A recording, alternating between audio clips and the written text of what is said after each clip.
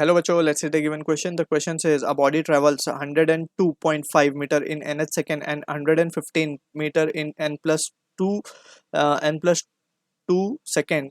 The acceleration is option A given in 9 meter per second square, option B 5 meter per second square, option C 12.5 meter per second square, option D 6.25 meter per second square. So for this question, जो key concept यहाँ पे we need to understand is the concept of uh, displacement of particle in nth second.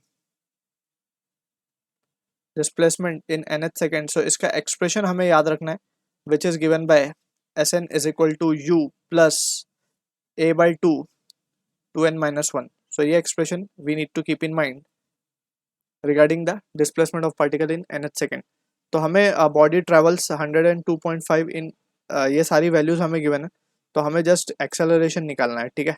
So we can write for the first case हम क्या लिख सकते हैं, हमें displacement given है body travel 102.5, तो यहाँ पे हम u initial let's say u ही मान लेते हैं plus a by 2 and it will be in nth second यानी कि 2n minus 1 ही होगा ये first, ठीक है. This is let's say first expression. Second expression में we have 115 meter and ये कितने टाइम में चल रहा है basically u initial velocity a by 2 and ये कितने सेकंड पे n plus 2 यानी कि इस तरीके से हमें लिखना होगा. तो इसको अगर हम फर्दर सिंप्लीफाई करके लिखें तो u plus A by 2 and यहाँ पे हो जाएगा 2n प्लस 3 इस तरीके से, राइट. सो इसको हम बोल देते हैं एक्सप्रेशन नंबर 2 एंड ये है 115. तो इन दोनों एक्सप्रेशन को अगर हम क्या करें, सब्ट्रैक्ट कर दें. If we subtract this to expression, so what we can get is, तो यहाँ पे हम लिख सकते हैं it will be 115 minus this 102.5 will be 12.5 and 12.5 will be equal to u और u तो ये कैंसल आउट हो जाएंगे, ठीक है. और यहाँ पे हमारे पास बचेगा a by 2 2n plus 3 minus a by 2 2n minus 1. तो ये इस तरीके से हमारे पास वैल्यू बचेगी.